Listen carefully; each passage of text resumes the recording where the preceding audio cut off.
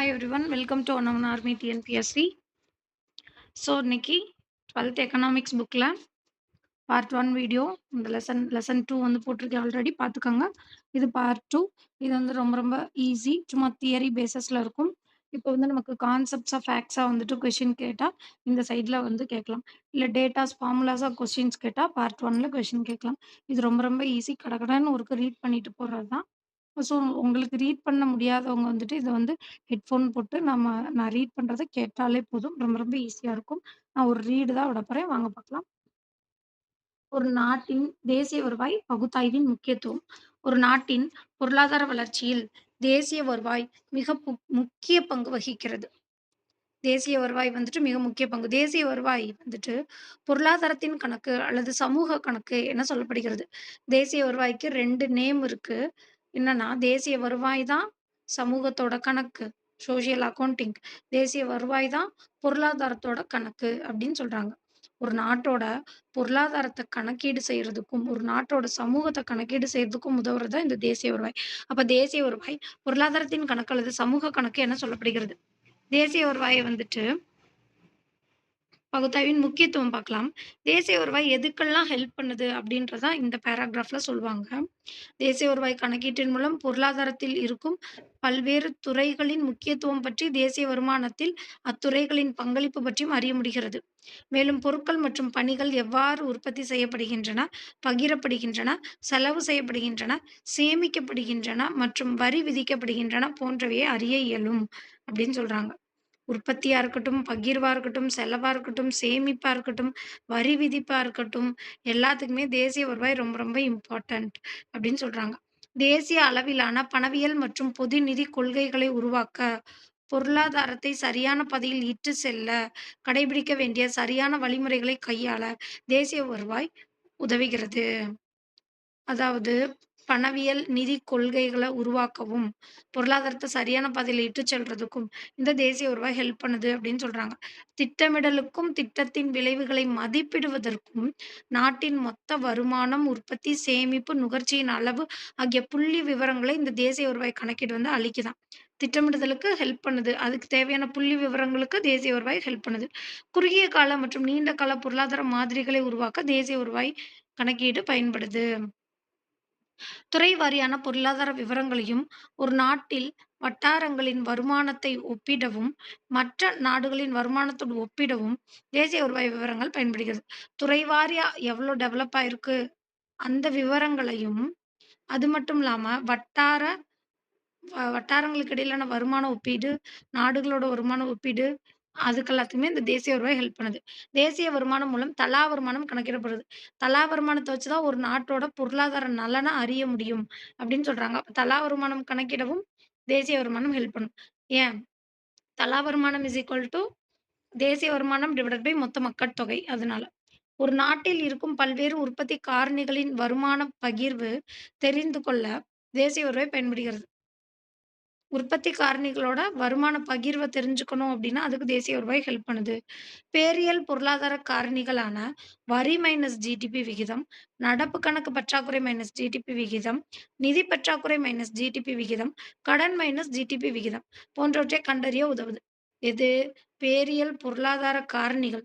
பேரியல் பொருளாதார காரணிகள் என்னென்ன அப்டின்னு பார்த்தோம்னா, நமக்கு கிடைச்ச வரியிலிருந்து மைனஸ் ஜிடிபி விகிதம். நடப்பு கணக்கு பற்றாக்குறை மைனஸ் ஜிடிபி விகிதம். நிதி பற்றாக்குறை மைனஸ் ஜிடிபி விகிதம். கடன் மைனஸ் ஜிடிபி விகிதம் போன்றவற்றை கண்டறிய தேசிய வருவாய் வந்துட்டு பயன்படுகிறது. பேரியல், பொருளாதார காரணிகள் இதெல்லாமே. தேசிய வருவாய் கணக்கீட்டுல உள்ள சிரமங்கள் அப்படின்னு பார்த்தோம்னா, தேசிய வருவாய் கணக்கீடு செய்யும்போது இந்தியாவின் சிறப்பு இயல்புகளை மனதில் கொள்ள வேண்டும். இந்தியா ஒரு ஒழுங்குபடுத்தப்படாத அன்றாட பிழைப்பை நடத்தும் சிறு தொழில்களையும், பண்டமாற்று அங்காடிகளையும் உள்ளடக்கிய நாடு. எனவே ஒரு சரியான தேசிய வருமான மதிப்பீடு தருவதில் சிரமங்கள் இருக்கின்றன. சில சிரமங்கள பத்தி இங்க குடுத்துருக்காங்க. மாற்றுச் செலுத்தல் அப்படின்னா, இப்ப வந்து கவர்மெண்ட்ல இருந்து எனக்கு வந்து ஏதாவது பென்ஷன் வந்து தரலாம். டிரான்ஸ்ஃபர் பேமெண்ட் அப்படின்றத மாற்றுச் செலுத்தல். உதவித்தொகையோ, மானியமோ, ஓய்வூதியமோ எது வேணா எனக்கு தரலாம். இப்ப இந்த ஓய்வு இந்த இங்க குடுத்துருக்காங்க பாருங்க. மாற்றுச் செலுத்தல்கள்ல ஓய்வூதியம், வேலையின்மைக்கான உதவித்தொகை, மானியங்கள் போன்றவை அரசு அளிக்குது. இது எந்த விதிப்படி அப்படின்னு பார்த்தோம்னா, DPSP directive principles of state பாலிசிஸ்ல விதி 41 படி இந்த மாதிரி வந்துட்டு உதவித்தொகையெல்லாம் தருது. நோட் பண்ணிக்கோங்க வேணும்னா அந்த பாயிண்ட்ட. இந்த மாற்றுச் செலுத்தல்கள் எல்லாம் என்ன பண்றாங்க அப்டின்னா, தேசிய வருவாயில சேர்க்கிறது இல்ல. அப்பன்னா எப்படி ரியல் தேசிய வருவாய் நம்ம கணக்கிட முடியும்? அடுத்து தேய்மானங்கள் மதிப்பீடு செய்வதில் சிரமம். இப்ப வந்துட்டு தேய்மானங்கள்னா என்னன்னா, டிஃபிகல்டீஸ் இன் அசஸிங் டிப்ரிசியேஷன் அலோவன்ஸ். தேய்மானங்கள் அப்டின்னா, டிப்ரிசியேஷன் அலவன்ஸ் அப்டின்னு சொல்றாங்க. தேய்மானங்கள வந்து கணக்கீடு செய்யணும் அப்டின்னா, விபத்து போன்ற தேசிய அ விபத்து போன் விபத்து இழப்பீடு, பழுது கட்டணம் போன்ற தேசிய வருவாயிலிருந்து கழிக்கிறாங்க. இத கழிக்கிறது ரொம்ப சுலபம் கிடையாது அப்படின்னு சொல்றாங்க. தேய்மானத்த மதிப்பீடு செய்றது. பணம் செலுத்தப்படாத சேவை. அம்மா வந்து குழந்தைங்களுக்காக செய்ற சேவைலாம் இருக்குல்ல, அதெல்லாம் வந்துட்டு நட்பு ரீதியா செய்றது, அதெல்லாமே பணம் செலுத்தப்படாத சேவை. அது தேசிய வருவாயில சேர்க்க முடியாது. சட்டவிரோத நடவடிக்கைகளால் கிடைக்கும் வருமானம். Income from illegal activities. சூதாட்டம், கடத்தலு, சட்டவிரோதமா மதுவ தயாரிச்சு, அத விற்பனை செஞ்சு, பிளாக் மனி இந்த மாரி சட்டவிரோதமான நடவடிக்கைகள்ல இருந்து கிடைக்கிற வருமானம் தேசிய வருவாயில சேராது. சொந்த நுகர்வுக்கான உற்பத்தி மற்றும் விலை மாற்றம். இப்ப வந்து ஒரு விவசாயி இருக்காரு அப்படின்னா, அவருக்கு தேவையான பொருட்கள அவர் வச்சது போக மீதிய தான் விற்பனை செய்றாரு. அப்ப அவரு எடுத்து வச்சுக்கிட்டாரு இல்லையா? அந்த இதுக்கான அந்த உற்பத்திக்கான விலை வந்துட்டு நம்ம கண்டுபிடிக்க முடியாது. அதே மாதிரி விலை மாற்றம் அப்டின்னா, இன்னைக்கு ஒரு ரேட், நாளைக்கு ஒரு ரேட் விக்கிறாங்க. அப்ப தேசிய வருமானம் எப்படி கணக்கிட முடியும்? அதுக்கும் வந்து என்ன செய்வாங்க அறிஞர்கள் அப்டின்னா, நுகர்வோர் விலை குறியீட்டு எண் அப்டின்னு ஒண்ண பயன்படுத்துவாங்க. அந்த நுகர்வோர் விலை குறியீட்டு எண்ண பயன்படுத்தி, உண்மை தேசிய வருவாய கணக்கிடுறாங்க அப்டின்னு சொல்றாங்க. அடுத்து மூலதன லாபம். மூலதன லாபம்னா, சொத்து, வீடு இந்த மாரி இருக்குல்ல. பிற சொத்துக்கள், பங்குகள் இத அதிக விலைக்கு விக்கிறாங்க இல்லையா? இப்போ வந்து ஒரு லேண்ட் வாங்குறோம். 10 வருஷம் கழிச்சு விக்கிறோம். அப்போ வந்து ஒரு 10,00,000 எச்சா கிடைக்குது அப்டின்னா, அப்படி லேண்ட் வாங்கி வித்தாங்க இல்லையா? அந்த இதுக்கு வந்துட்டு அத வந்து தேசிய வருவாயில அந்த லாபத்த வந்து கணக்குல எடுத்துக்க மாட்டாங்க. அப்ப மூலதன லாபம் சேர்க்கப்படுவதில்லை. புள்ளி விவர சிக்கல். கவர்மெண்ட் வந்துட்டு புள்ளி விவரம் வந்துட்டு கொஞ்சம் சிக்கலா இருக்கு. எப்படின்னா, விவசாயத் துறையில உற்பத்தி அளவு கணக்கிடுறது சிரமம். அது மாரி பல்வேறு மொழி, லாங்குவேஜ் பேசுற மக்கள் இருக்கிறனால போய் புள்ளி விவரம் எடுக்கிறது சிரமமா இருக்கு. அது மாரி அரசு அலுவலருக்கும், மக்களுக்கும் இடையில வந்துட்டு சுமூகமாக இல்லாத நிலை இருக்கு. அதனால சிரமம் ஏற்படலாம். புள்ளி விவரங்களை சேகரிக்கும் பெரும்பான்மையான அலுவலர்கள் வந்து பயிற்சி இல்லாம இருக்காங்க. அதனால வந்துட்டு நம்மனால சரியா புள்ளி விவரம் சேகரிக்க முடியல. இதுதான் வந்துட்டு இது ஃபுல்லா குடுத்துருக்காங்க. அததான் நான் வந்து இந்த டயகிராம்லயே ஃபுல் அண்ட் ஃபுல் சொல்லிட்டேன். வேணுனா ஒன் டைம் வந்துட்டு ரீட் பண்ணிக்கோங்க. ஓகே. இந்த இடம் பாத்துரலாம். ஆகையால் தேசிய வருவாய் மதிப்பீட்டில் துல்லியத்தன்மை இல்லாமலும், புள்ளி விவரங்கள் போதுமாக இல்லாமலும் இருக்கின்றன. 10% அ 10% அதிகமாகவோ அல்லது குறைத்தோ மதிப்பிடப்படுது. எதுனா தேசிய வருமானம். ஒண்ணு 10% அதிகமா மதிப்பிடுறாங்க, இல்லாட்டி குறைவா மதிப்பிடுறாங்க. இதன் காரணமாக இந்தியாவின் ஜிடிபி மதிப்பு அமெரிக்க டாலருக்கு ஏறக்குறைய 2 டிரில்லியன் யுஎஸ் டாலர்லேருந்து 5 டிரில்லியன் யுஎஸ் டாலர் வரைக்கும் வேறுபடுதாம். ஜிடிபியோட மதிப்பு வந்து அமெரிக்கா டாலருக்கு ஏறக்குறைய 2 டிரில்லியன் யுஎஸ் டாலர்லேருந்து 5 டிரில்லியன் யுஎஸ் டாலர் வந்து வேறுபடுது. ஏன் அப்டின்னா, நம்ம வந்துட்டு இந்த புள்ளி விவரங்கள வந்துட்டு சேகரிக்கிறதுல குறைபாடு இருக்கறனால 10% அதிகமாவோ, 10% குறைத்தோ தேசிய வருவாய் வந்து மதிப்பிடப்படுறனால. தேசிய வருவாய் மற்றும் சமூக கணக்கெடுதல் national income and social accounting என்னன்னு பார்க்கலாம். சமூக கணக்கெடுதல் மூலமாகவும் தேசிய வருவாய் கணக்கிடப்படுகிறது. சமூக கணக்கெடுத்தல் முறையில் நிறுவனங்கள், குடும்பங்கள், அரசு மற்றும் இதுபோன்ற அமைப்புகளின் பரிமாற்றங்கள் பதியப்பட்டு, இவற்றிற்கிடையே உள்ள தொடர்புகளும் கண்டறியப்படுகின்றன. சமூக கணக்கெடுத்தல் தயாரிப்பது பொருளியல் அறிஞர்களுக்கு கொள்கைகளை உருவாக்க பயனுள்ளதாக இருக்கும். ஏனெனில் இது பொருளாதார அமைப்பின் பல்வேறு துறைகளுக்கு இடையே உள்ள புள்ளியியல் மற்றும் பொருளாதார காரணிகளுக்கு இடையே உள்ள தொடர்புகளை விளக்குகிறது. ஓகே. சமூக கணக்கெடுத்தல் மற்றும் துறைகள், சோசியல் அக்கவுண்டிங் மற்றும் செக்டார்ஸ் என்னென்னன்னு பார்க்கலாமா? இம்முறையில் ஒரு நாட்டின் பொருளாதாரம் பல்வேறு துறைகளாக பிரிக்கப்படுது. தனிநபர் உள்ளடக்கிய ஒரு குழு அல்லது பல நிறுவனங்கள் சேர்ந்த ஒரு குழு போன்றவற்றுக்கு இடையே நடைபெறும் பொருளாதார பரிமாற்றங்களை ஒரு துறை என்கிறோம். தனி நபர்கள் சேர்ந்த 10 பேர் சேர்ந்த ஒரு குழுவா இருக்கலாம். இல்லாட்டி 10 கம்பெனி சேர்ந்த ஒரு குழுவா இருக்கலாம். அப்படின்னு சொல்லிட்டு அவங்களுக்கு இடையில நடக்கிற பரிமாற்றம். அத ஒரு துறையா கொள்றாங்க. ஒரு நாட்டின் பொருளாதாரம் கீழ்க்கண்ட துறைகளாக பிரிக்கப்படுகிறது. என்னென்ன துறைகள்? மொத்தம் 5 துறைகள் இருக்கு. நிறுவனங்கள், குடும்பங்கள், அரசு, வெளிநாட்டு வாணிபம், மூலதனத்துறை. நிறுவனங்கள், குடும்பங்கள், அரசு. ஃபர்ஸ்ட் ஒரு நிறுவனம் இருக்கு. நிறுவனத்துல போய் குடும்பங்கள் தான் பொருட்கள பர்ச்சேஸ் பண்ண போது, அப்ப குடும்பங்கள். இந்த குடும்பங்களுக்காக உருவாக்கப்பட்டது தான் அரசு. அ இந்த அரசு வந்துட்டு என்ன பண்ணுது? வெளிநாட்டிலயும் வாணிபம் பண்ணுது. அது மாதிரி வந்துட்டு மூலதனத்துறை. வெளிநாட்ல வாணிபம் பண்ணி, இங்க வந்து வெளிநாட்டுக்காரன் இங்க வந்து மூலதனத்தெல்லாம் சுரண்டிட்டு போயிட்டான் இல்லையா? அந்த மாரி ஞாபகம் வச்சுக்கலாம். இப்ப நிறுவனங்கள், குடும்பங்கள், அரசு, அ அ வெளிநாட்டு வாணிபம், மூலதனத்துறை. இப்ப நிறுவனங்கள் உற்பத்தி காரணிகளாக பணியில் அமர்த்தி உற்பத்தி காரணிகளை பணியில் அமர்த்தி பண்டங்கள் மற்றும் பணிகளை உற்பத்தி செய்யுது. உற்பத்தி காரணினா யாரு? பீப்பிள்ஸ் தான். அப்ப குடும்பங்கள் என்ன பண்ணுது? தங்கள் உழைப்பை அளித்து கூலியை பெற்று அதன் மூலம் பண்டங்கள் மற்றும் பணிகளை அந்த நிறுவனங்கள்ட்ட இருந்து வாங்குறாங்க. ஊதியங்கள வாங்கி அந்த நிறுவனங்கள்ட்ட இருந்து குடும்பங்கள் வந்துட்டு வாங்கிக்கிறாங்க. அதே மாரி நிறுவனங்கள் என்ன பண்ணுது? குடும்பங்களின் பணிய பெற்று கூலிய தருது. குடும்பங்கள் கூலிய பெற்று நிறுவனங்களிடம் உற்பத்தி பொருட்கள் மற்றும் பணிகளை வாங்குது. இது 2ம் சைக்கிள்ல இருக்கு அப்படின்னு சொல்றாங்க. அடுத்து அரசு துறையில் பல நிலைகள் இருக்காம். கிராமம், வட்டம், மாவட்டம், மாநிலம், மத்திய அரசு என பல நிலைகள் உள்ளன. இப்ப எடி மற்றும் பிகாக் கூற்றுப்படி அரசு என்பது ஒன்று சேர்க்கப்பட்ட நபர்கள் என்று குறிப்பிடப்படுகிறது. இப்போ பீகாக் ஞாபகம் வச்சுக்கலாம். பீகாக் வந்துட்டு அதோட தோகைய விரிச்சு ஒண்ணா காட்டுச்சு அப்படின்னா, ஒண்ணு சேர்த்து விரிச்சு காட்டுது அப்படின்னா, அது வந்து பார்க்க அழகா இருக்கும். அப்ப எடி மற்றும் பிகாக் என்ன சொல்றாங்க? அரசு என்பது ஒன்று சேர்க்கப்பட்ட நபர்கள் என குறிப்பிடுகின்றன. வரி, தண்டனை, கட்டணம் மற்றும் கடன் மூலமாக அரசு வந்து நிதிய திரட்டுதாம். அரசு எப்படிலாம் நிதிய திரட்டுது? வரி விதிச்சு, தண்டனை விதிச்சு, கட்டணம், கடன் மூலமாக அரசு நிதியை திரட்டி பண்டங்கள், பணிகளை வாங்குது. பாதுகாப்பு, பொது சுகாதாரம், கல்வி ஆகியவற்றை மக்களுக்கு வதுதான் அரசின் முக்கிய பணியாகும். பொது நிறுவனங்களான அஞ்சல் அலுவலகங்கள், ரயில்வே துறைகள் அரசு துறையாக சேர்க்கப்படாமல் நிறுவனங்களாக கருதப்படுது அப்படின்னு சொல்லு. பொது நிறுவனங்களான அரசு அஞ்சல் அலுவலகமும், ரயில்வே துறைகளும் வந்துட்டு அரசு துறையா சேர்க்காம நிறுவனங்கள் அப்படின்னு சொல்லி கருதப்படுது அப்படின்னு சொல்றாங்க. 3 வந்து பார்க்கலாம். இப்போ அரசு வரைக்கும் பார்த்தாச்சா? அடுத்து வெளிநாட்டு வாணிபம். ஏற்றுமதி மற்றும் இறக்குமதி மூலம் கிடைக்கும் வருமானம், வெளிநாட்டு கடன்கள், வெளிநாட்டு மூலதன வருமானம் மற்றும் செலுத்தல்கள் போன்றவை வெளிநாட்டுத் துறையாக கருதப்படுகிறது. அடுத்து மூலதனத்துறை. மூலதனத்துறை சேமிப்பையும், முதலீட்டையும் உள்ளடக்கியது. காப்பீடு நிறுவனம், வங்கிகள், நிதி நிறுவனங்கள் ஆகியனவற்றின் பணப்பரிமாற்றம் இதில் அடங்கும். மூலதனத்துறை நிறுவனங்களாக கருதப்படுவது இல்லை. மூலதனத்துறை வந்துட்டு நிறுவனங்களாக கருதப்படுவதில்லை. மாறாக தொழில் நிறுவனங்களுக்கு நிதியுதவி செய்து வருகின்றன. ஜிடிபியில் துறைகளின் பங்கை மதிப்பிடுவதற்கு ஒரு நாட்டின் பொருளாதாரம் முதல், 2ஆம் மற்றும் 3ஆம் துறை என பிரிக்கப்படுகிறது. ஜிடிபியோட துறைகளின் பங்கை மதிப்பிடுவதற்கு ஒரு நாட்டின் பொருளாதாரம் முதல், 2ஆம், 3ஆம் துறை என பிரிக்கப்பட்டிருக்கு அப்படின்னு சொல்றாங்க. தேசிய வருவாயும், பொது நலனும். இதெல்லாம் ஒரு ரீட் விட்டா போதும். ஒரு நாட்டின் வளர்ச்சியும், பொருளாதார அந்தஸ்தும் அந்நாட்டின் தேசிய வருவாயைப் பொறுத்தே அமைகிறது. ஜிடிபியின் தலைவீத வருமானம் மற்றும் அதன் ஆண்டு வளர்ச்சி வீதம் அடிப்படையில் நாடுகளின் பொருளாதார முன்னேற்றம் அளவிடப்படுகிறது. அதிக தலைவீத வருமானம் உடைய நாடு நல்ல வாழ்க்கை தரத்துடன் அதிக பொருளாதார நலனையும் பெற்றதாக இருக்கும்.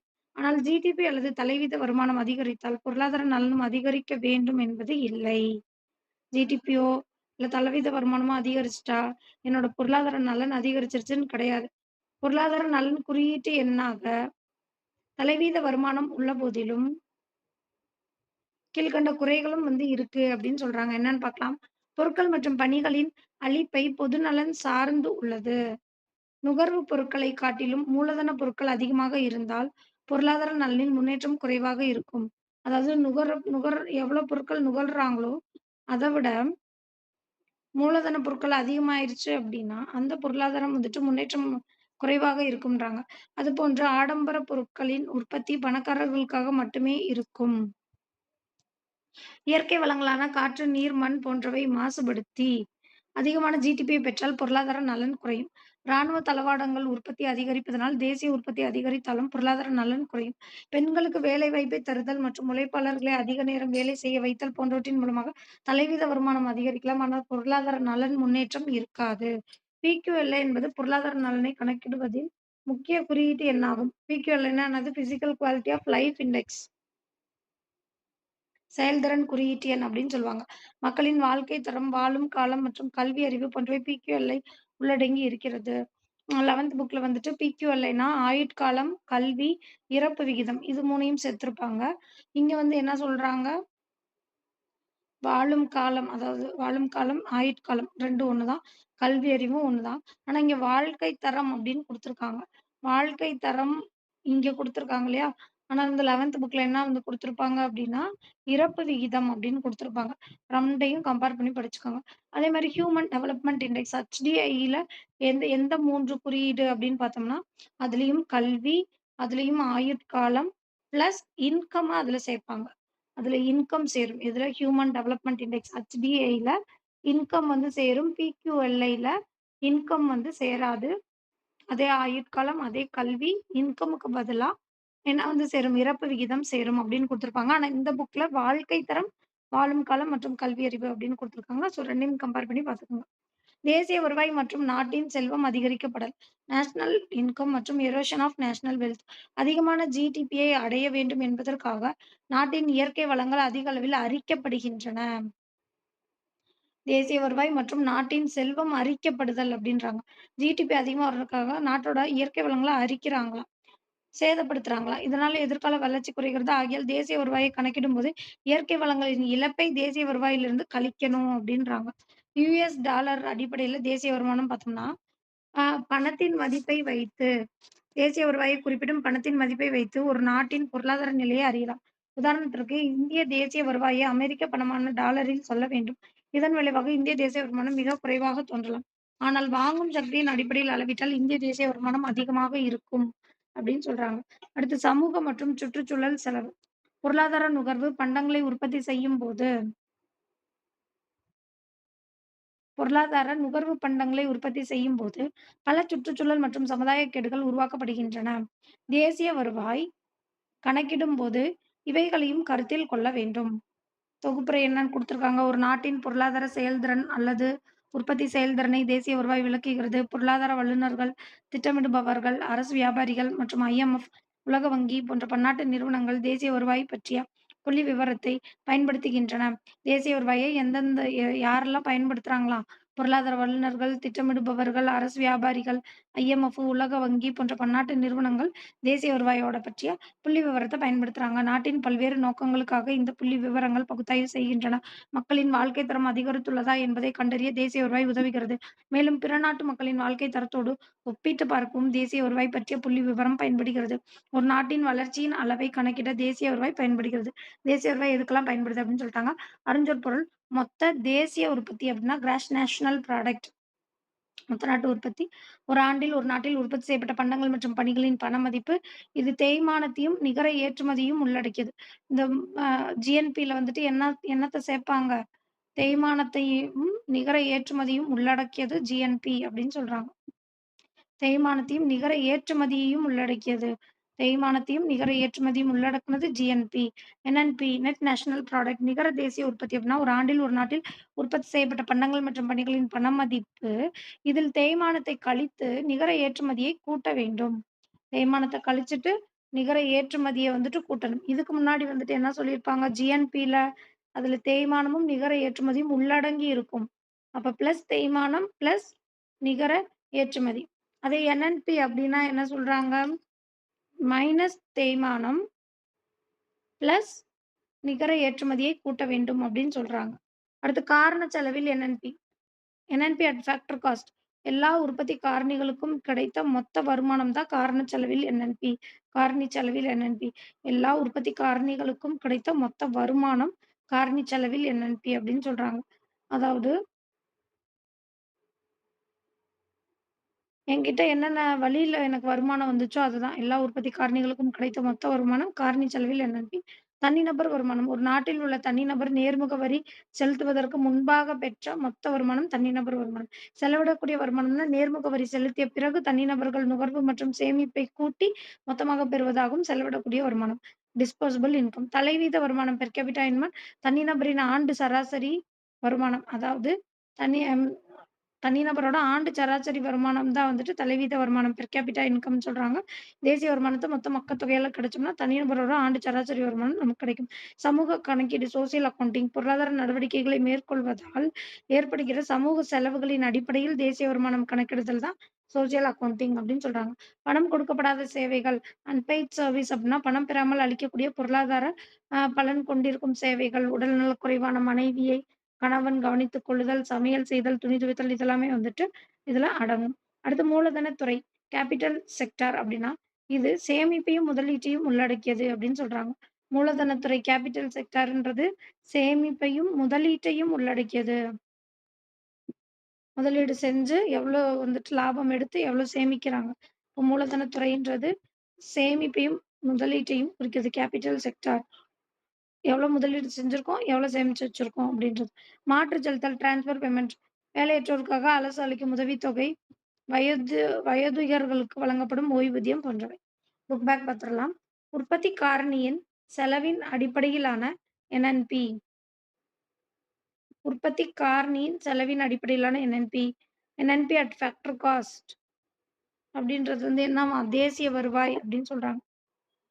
உற்பத்தி காரணியின் செலவின் அடிப்படையிலான என்என்பி எனக்கு எந்தெந்த வகையிலலாம் எனக்கு வந்துட்டு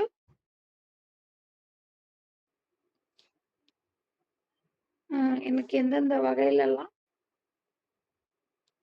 உற்பத்தி காரணியின் செலவின் அடிப்படையில் ஒன் செகண்ட். இப்பதான் இந்த அறிஞ்சொர் பொருள்ல வந்து நம்ம படிச்சோம். என்என்பி அட் ஃபேக்டர் காஸ்ட்ன்னு. எல்லா உற்பத்தி காரணிகளுக்கும் கிடைத்த மொத்த வருமானம். என்கிட்ட என்னென்னலாம் உற்பத்தி காரணிகள் இருக்கோ, அதன் மூலியமா எனக்கு கிடைச்ச மொத்த வருமானம் அப்படின்றப்ப, அது தேசிய வருவாய் தான் குறிக்கும். உற்பத்தி காரணியின் செலவின் அடிப்படையிலான என்என்பின்றதுக்கு ஆன்சர் தேசிய வருவாய். முதன்மை துறை வந்துட்டு எது அப்படின்னு கேட்டோம்னா, விவசாயத்துறை தான் முதன்மை துறை விவசாயம். 2வது துறை வந்துட்டு தொழில்துறை வரும். 3வது துறை வியாபாரத்துறை வரும். எத்தனை முறைகளால் வந்துட்டு தேசிய வருவாய் கணக்கிடப்படுகிறது? அப்படின்னா, தேசிய வருவாய் வந்து மொத்தம் 3 முறைகள்ல கணக்கிட்டோம். ஒண்ணு வந்துட்டு உற்பத்தி அல்லது மதிப்பு கூட்டு முறை. இன்னொன்னு வந்துட்டு அ வருவாய் அல்லது காரண செலவு முறை. 3வது வந்து செலவு முறை. அப்ப 3 முறையில. எவற்றை கூட்டி வருமான முறையில் தேசிய வருவாய் கணக்கிடப்படுகிறது? வருமான முறையில என்னென்ன எவற்றை கூட்டி வருமான முறையில தேசிய வருவாய் கணக்கிடப்படுது? வருமானத்த கூட்டி தான் வருமான முறையில தேசிய வருவாய் கணக்கிடப்படுகிறது. செலவையோ, வரியையோ நம்ம கூட்டப்பட்டோம். வருமான முறையில வருமானத்தெல்லாம் கூட்டி தேசிய வருவாய் கணக்கிடப்படுகிறது. கீழ கொடுக்கப்பட்டிருக்கிறதுல எது மிகப்பெரிய எண்ணாக இருக்கும்? செலவிடக்கூடிய வருமானம் அப்டின்னா, டிஸ்போசபிள் இன்கம். தனிநபர் வருமானம் அப்டின்னா, பெர்சனல் இன்கம். NNP, GNB. நான் வந்து என்ன சொல்லியிருந்தேன், ஆல்ரெடி அங்க படிக்கும்போதே சொல்லியிருந்தேன். ஜிடிபி, ஜிஎன்பி, என்டிபி, என்என்பி இதுல இருக்கிறதுலயே ரொம்ப பெருசு வந்துட்டு எது அப்படின்னு பார்த்தோம்னா, ஜிஎன்பி தான் அப்படின்னு சொல்லிட்டு நான் ஸ்டார்ட்டிங்லயே படிக்கும்போதே சொல்லியிருந்தேன். ஏன் அப்படின்னா, ஜிஎன்பில இருந்து எதையுமே கழிக்க மாட்டோம். எல்லாத்தையும் ஆட் பண்ணி மட்டும் வைப்போம் அதனால. டேஸ் துறையில் செலவு முறையில் தேசிய வருவாய் மதிப்பிடப்படுகிறது. செலவு முறையில தேசிய வருவாய் எந்த துறையிலிருந்து மதிப்பிடுவாங்க?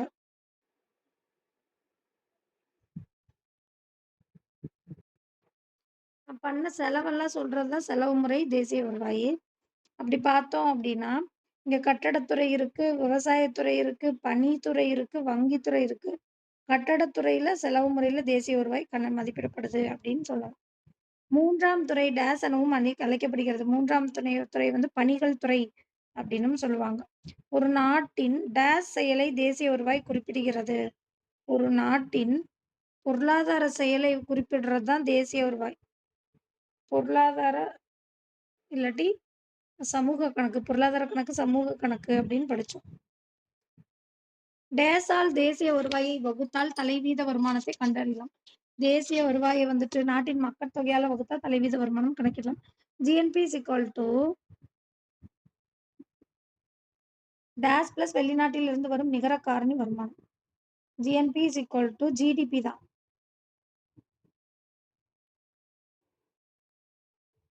GNB is equal to GDP plus வெளிநாட்டிலிருந்து வரும் நிகர காரணி வருமானம். NNP is equal to net national product அப்படின்னு சொல்லுவாங்க. என்என்பின்னா என்னது? Net national product.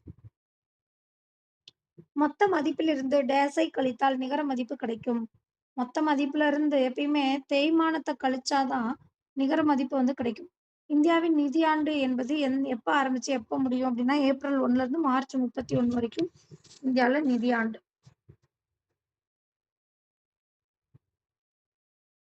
என்என்பியில இருந்து வெளிநாட்டு காரணிகளின் நிகர வருமானம் கழிக்கப்பட்டால் கிடைக்கும் நிகர மதிப்பு. என்என்பி இருக்கு.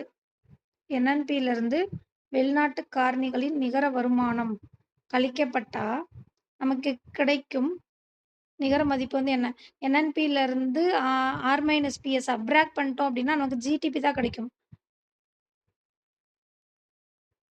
அதான் நிகர உள்நாட்டு உற்பத்தி வந்து நமக்கு கிடைக்கும். என்என்பின்றது வந்து என்னது?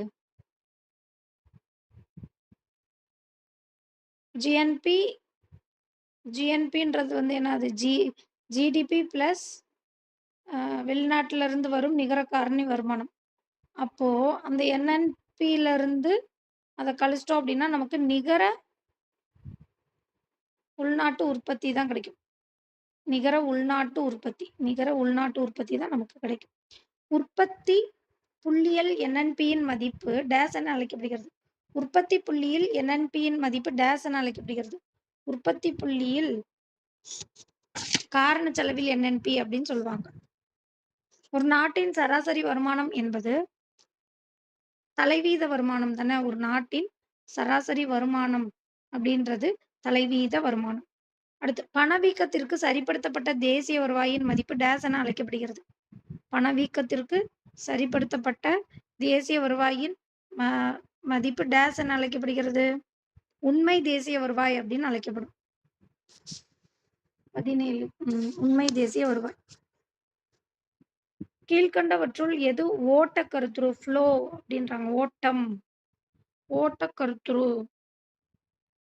சட்டைகளின் எண்ணிக்கை, மொத்த சொத்து, மாத வருமானம், பண அளிப்பு. பின்வருவனவற்றில் எது ஓட்ட கருத்துரு? மாத வருமானம் தான். மாத வருமானம் எப்படி போகும் வரும்னு தெரியாது. PQLI என்பதன் குறியீடு என்பது டேஸின் குறியீடு ஆகும். PQLI அப்படின்னா physical quality of life index. மொத்த நாட்டு மகிழ்ச்சி குறியீடு அப்படின்ற மாதிரி சொல்லுவோம். PQLI அப்படின்றது அப்ப பொருளாதார நலனை குறிக்கும். நலமா இருந்தாதான் மகிழ்ச்சியா இருக்க முடியும். மிக அதிக அளவிலான தேசிய வருவாய். PQLIனா நலன் தான். செயல்திறன் குறியீட்டு எண் அப்படின்னு சொல்லுவாங்க. அப்ப பொருளாதார நலன். நான் வந்துட்டு மகிழ்ச்சின்னு சொல்லிட்டேன். அது GNHI cross national happiness index. இது PQLIனா பொருளாதார நலன். மிக அதிக அளவிலான தேசிய வருவாய் டேஸில் இருந்து வருகிறது. மிக அதிக அளவிலான தேசிய வருவாய் வந்துட்டு தனியார் துறையில இருந்து தான் வருதாம். ஓகே. இந்த வீடியோல நம்ம வந்துட்டு எக்கனாமிக்ஸ்ல லெசன் 2 வந்து கம்ப்ளீட் பண்ணிட்டோம். அடுத்தடுத்து கிளாஸஸ் வந்துட்டு கண்டினியூ பண்ணலாம் guys. Okay guys, thank you. Bye. Video பிடிச்சிருந்தா லைக், ஷேர் அண்ட் சப்ஸ்கிரைப் பண்ணுங்க. Thank you.